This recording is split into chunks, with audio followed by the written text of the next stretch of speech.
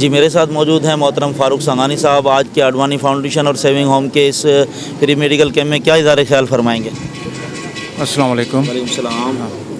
नहीं, माशाल्लाह ये जो इकबाल आडवाणी साहब जो कैंप लगाते हैं माशाल्लाह आडवाणी फाउंडेशन के थ्रू और सेविंग होम के थ्रू, ये बहुत इक़दाम है, अच्छा इक़दाम है इनका।